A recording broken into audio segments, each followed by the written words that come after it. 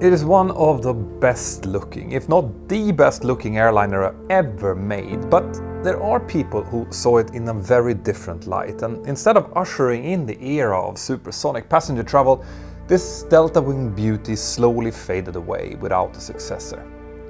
So, was Concorde a lost opportunity for commercial aviation or just a truly wonderful failure? Stay tuned.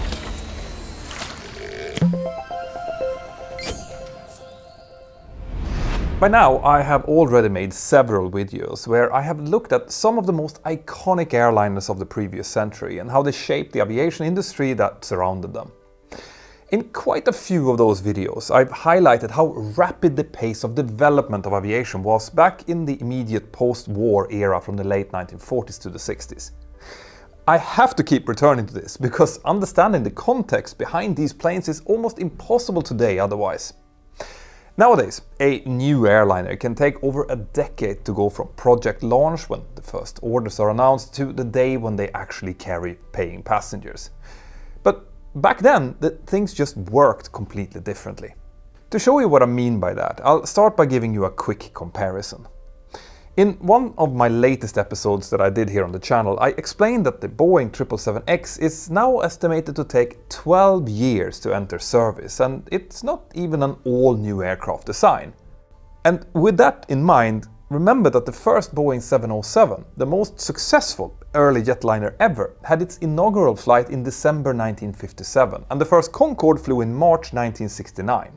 This means that the Concorde flew just 12 years after the first widely successful jetliner, the 707, or 20 years after the passenger jet era begun, which is insane. I mean, I have been a commercial pilot for longer than that.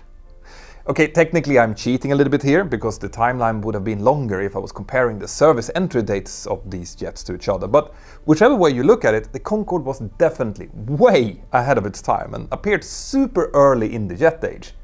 Now, the Concorde had to be ahead of its time because all new aircraft that were developed back then had to be really bold designs if they were going to have any hope of actually succeeding. The 1950s and 60s was an era when some aircraft could become obsolete just weeks or months after entering service due to the introduction of newer, better engines, new discoveries in aerodynamics, and even new alloys and other materials. With such a rapid pace in development, and with military jets flying at supersonic speeds already in the 1940s, everyone in the industry knew that obviously it was just a matter of time before the first supersonic airliner would also come. People also believed that once that happened, once they actually started flying, well then practically all new airliner designs would then follow, and they would also be supersonic, maybe apart from some freighters and smaller regional aircraft. This means that even when we go back to the 1950s, before even the Boeing 707 flew, everyone in the industry was keenly aware that a supersonic airliner development race was somewhere over the horizon, and they all wanted to be ready for it when it came. That's the reason why a British research facility called the Royal Aircraft Establishment started conducting feasibility studies on supersonic passenger aircraft all the way back then. And the main obstacle that they needed to overcome was the construction and shape of the wing. A supersonic airliner obviously needed a wing that would be as efficient as possible at its super high cruise speeds, but the aircraft also needed to be able to take off and land at comparatively low speeds. So this meant that its wing had to operate well in those conditions as well. And at that time, that seemed like almost mutually exclusive. You see, conventional aircraft use extending flaps and slats to effectively enlarge and reshape the wing so that they can generate high amounts of lift during the takeoff and landing phases. After takeoff, these high lift devices then retract and get tucked away during the cruise to give favorable drag characteristics at higher speeds. But pulling off that same trick in a supersonic aircraft turned out to be much more difficult. The aerodynamicists at the time knew that a very narrow trapezoidal wing would work well at higher speeds, and there were already small fighters like the Lockheed F-104 who used that design. But enlarging such a wing to make it suitable for an airliner would generate way too little lift at lower speeds during takeoff and landing. And on top of that, it would also be too thin for housing the flap and slat mechanisms, or even for storing fuel. The birth of the Concorde basically only became possible when a pair of aerodynamicists, Johanna Weber and Dietrich Küchemann, started working on an idea which would eventually be known as the slender delta wing concept. Johanna and Dietrich knew that wings with a swept leading edge performed really well at transonic and supersonic speeds. Delta wing concepts already existed at this point, but were believed to generate relatively little lift at low speeds. But what Weber and Küchemann showed was that a specially designed delta wing, which extended far enough forward and rear along the fuselage, could, under the right conditions, generate vortices along its leading edges, who helped to generate a lot of lift, especially at lower speeds. Now, normally, aerospace engineers try to limit wingtip vortices from the wings in an effort to reduce drag, but in this case, these vortices became vital in generating this necessary extra lift and enabling the Concorde to operate from existing runways. And to make things even better, this also meant that the wings would work even without complicated flaps or slat mechanisms. The only caveat though with this design was that the aircraft would have to take off and land at very high angles of attack, which then introduced other challenges like the need for a drooping nose to give the pilots the chance to actually see something during those phases of flight. But those problems were easier to solve. This aerodynamic research, however, was extremely key in the development of the aircraft. Anyway, once those problems were solved, there were even more work needed to ensure that the design's center of lift would be at a desirable position. Now, this is a little bit complicated to explain properly here, but in general, the lifting force that is generated by the wings can change position at different speeds and angles of attack. Now, if you're balancing a model aircraft on your finger, the point which holds the aircraft can be seen as the center of lift, and on a still object, this point must then coincide with the center of gravity to avoid an aircraft pitching over on your finger. But for an aircraft in motion, those 2 points must differ from each other for the aircraft to remain stable, and we use aerodynamical forces to then balance the aircraft out. With conventional wings, this is pretty easy to do with the help of a horizontal stabilizer in the back, but that wasn't so easy with these delta wings. Now, in the end, the design teams chose what's called an OG platform, or an ogival wing, which ended up satisfying all of their requirements. So, this research made the concept of a supersonic airliner theoretically possible, but there was still quite a lot of work in actually developing it, building it, and making it work for actual transatlantic passenger flights. And I will tell you all about that, plus how this beauty ended up having no real supersonic competitors after this. Did you know that right now your private details like email, home address, information about relatives, and even your financial information could be out there being sold to the highest bidder? That's because companies known as data brokers have made scooping up this type of information and selling it their whole business idea. And obviously the people that they're selling it to are rarely very good actors. I personally hate the idea of my information being sold, and that's why I turned to today's sponsor, Incogni, to help me out. You see, it is possible to tell these companies to not sell your data, but you have to do so manually and individually to all of them, which is super frustrating. Incogni knows this and has automated the process so that they will take care of everything for you. With their yearly subscription, which I am actually using myself, they will get you removed from the data brokers list, continue then to monitoring their compliance, and then shield your data for as long as you're with them. If this sounds interesting to you, then use the link here below, which is incogni.com/mentor now. Right now, they're running a promotion, which will give you an incredible 60% discount on the annual plan if you use this link. Thank you, Incogni. Now back to the video. Now, in order to analyze in detail every technological development which made the Concorde possible, I would need to make several of these videos, which I actually might end up doing. But instead of doing that right now, I will concentrate on some of the more unique aspects of this aircraft design. In terms of size, the Concorde was about 61.5 meters or 202 feet long, which is similar to the length of a Boeing 787-9. But whilst the 787-9 usually seats around 300 passengers or so, the much narrower cabin of the Concorde meant that it could only fit around 100 or so. Its wingspan was 25.6 meters or 84 feet, which is actually less than even an Embraer E175, let alone a 787, and that was obviously because of the Concorde's unique delta wing.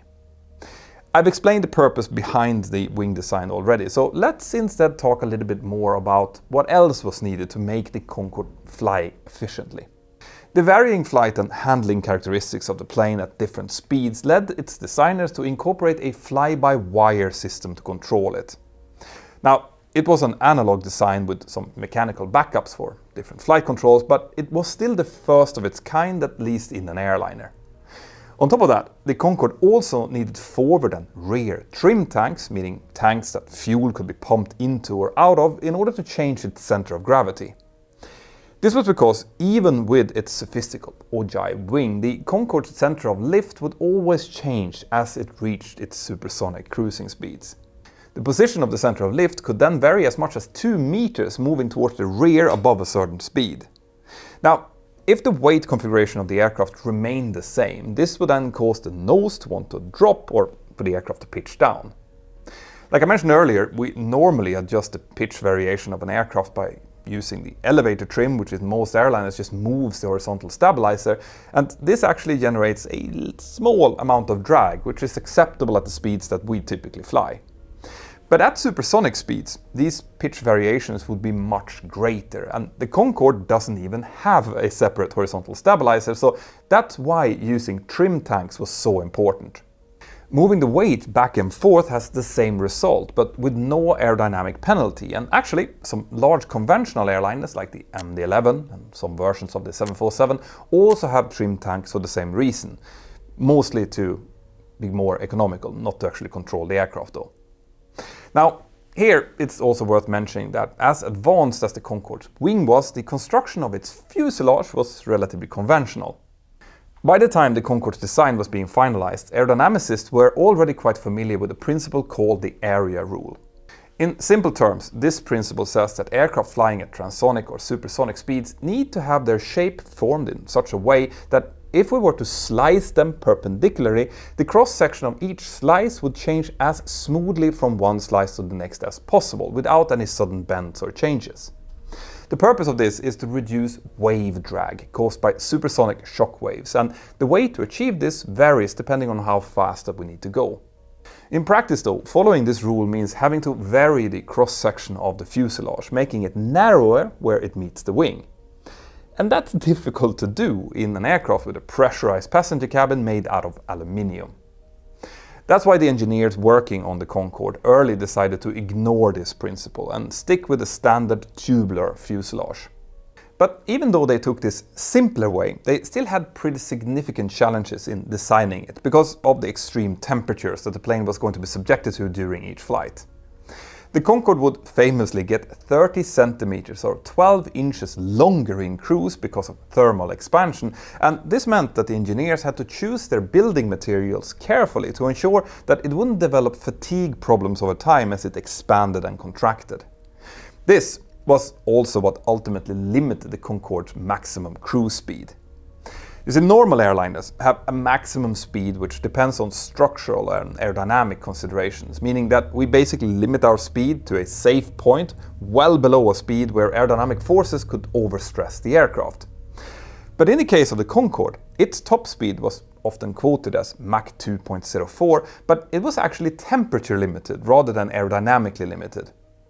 The crews were monitoring a temperature sensor at the nose to make sure that it didn't go higher than 127 degrees Celsius or 260 degrees Fahrenheit, and this in turn meant that on colder days they could actually fly the plane a bit faster. Now, another area where the Concorde was, well, I would say a bit old-fashioned was with its engines. In terms of their origin, the Rolls-Royce Olympus engines of the Concorde were a relatively established design, which was first used in the Avro Vulcan bomber already back in the early 1950s. But that's a little bit misleading, because there was plenty of developments made to that engine between the Vulcan and the Concorde.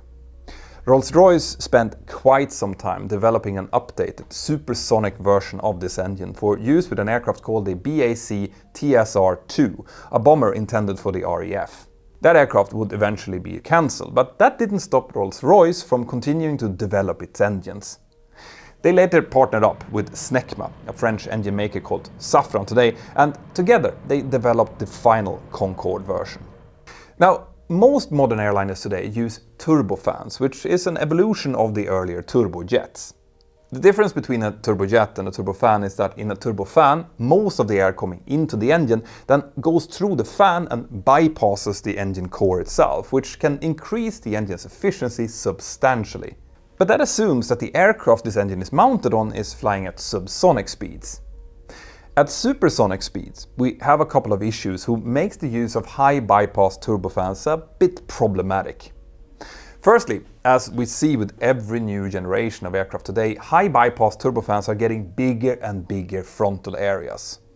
And this larger face of the engine increases its drag at higher speeds, and secondly, this area can make it really difficult to ensure that no supersonic airflow makes it into the engine, where this supersonic airflow wouldn't work well at all with its fans or compressor stages.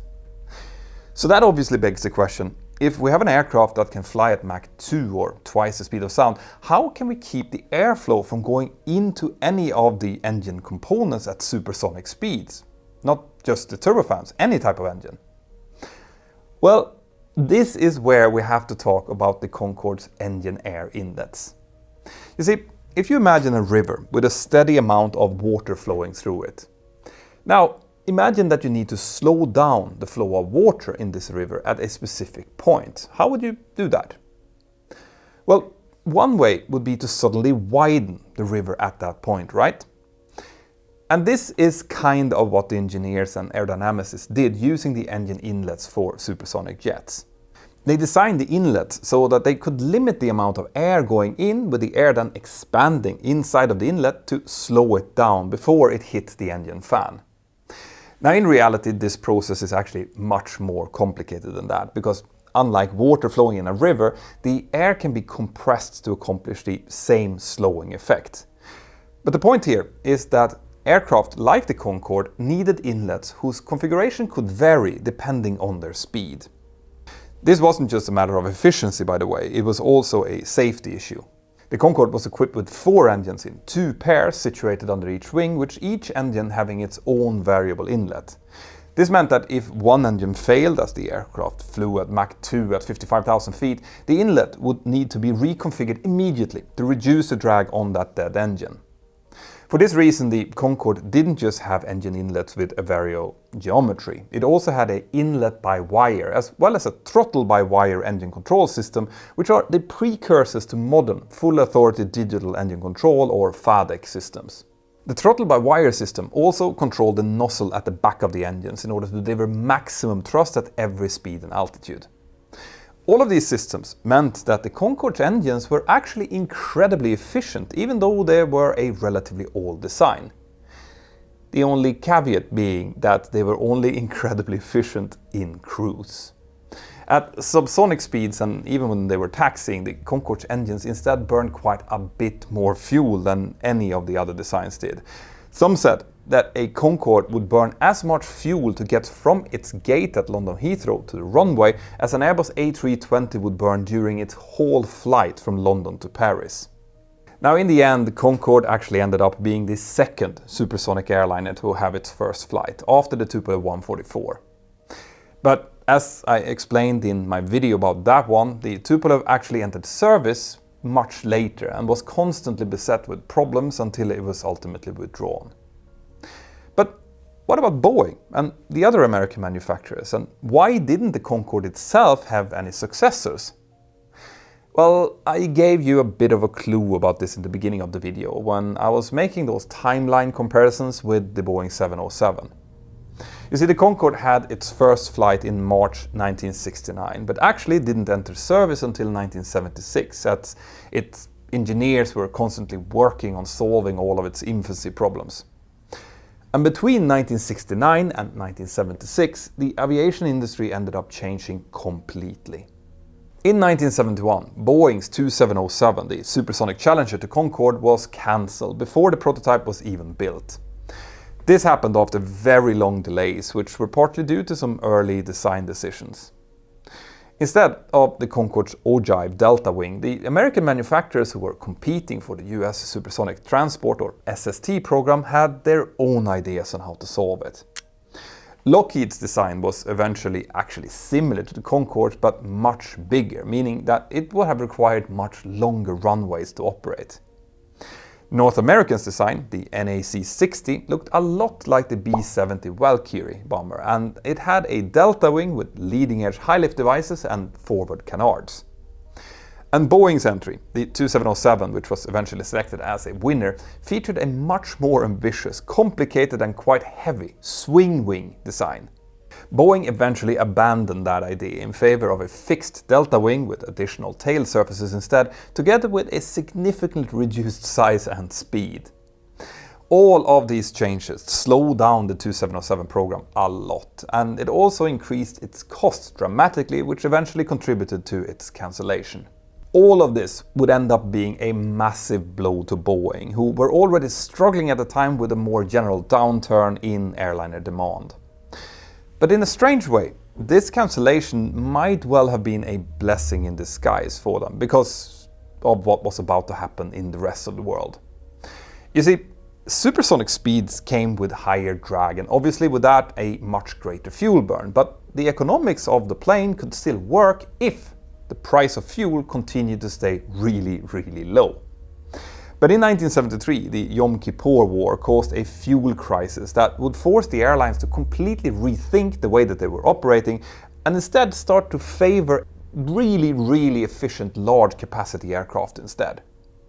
So even before its service entry in 1976, the Concorde was already on very shaky ground. And on top of that, complaints about airport noise from its operation also persisted before and especially after its entry into service, although in reality it actually wasn't that much noisier than some Boeing 707s that were also operating at the time.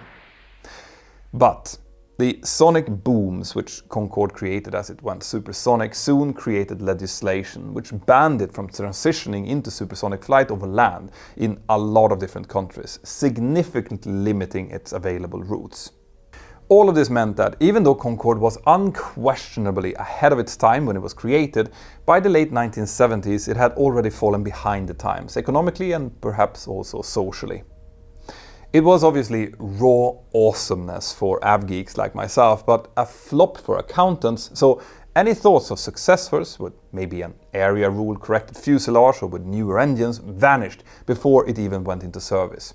And it's now 20 years since this majestic plane was grounded forever after its final revenue flight in October 2003. The Concorde never fully recovered its previous image after a terrible accident in July 2000, which I actually covered over on the Mentour Pilot channel. So, looking back, did the Concorde actually have much of a legacy? Well, actually it absolutely did. I already mentioned fly-by-wire, throttle-by-wire, and quite a lot of the systems and design details in the Concorde would later find themselves in Airbus cockpits as well.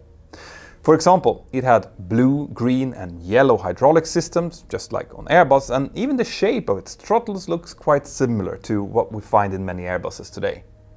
But there are much more meaningful connections between the Concorde and Airbus than those ones. Remember that design team responsible for the wing concept of the Concorde? Well, the same people, Johanna Weber and Dietrich Kuschemann, went on to lead the design of the wing for the Airbus A300B. The efficiency of that wing, along with the fact that the A300 only had 2 engines of course, made it 30% more efficient than competing planes like the Lockheed TriStar. And this secured its future, and with that also the future of Airbus. We're now seeing companies like Boom Supersonic who are hoping to eventually fly a supersonic airliner again, but given the industry's even greater focus on efficiency, they will definitely have their work cut out for them. What do you think? Will we see another passenger jet like the Concorde again, and should we get at least one of them back up into flying condition? Let me know in the comments below, or join up with my Patreon crew and we can discuss it in our next Patreon hangout. I would love to see you there. Make sure that you've downloaded the Mentour Pilot app to get your latest aviation news, and consider buying a t-shirt or maybe sending a super thanks if you want to support the work that we do. Have an absolutely fantastic day wherever you are, and I'll see you next time. Bye bye.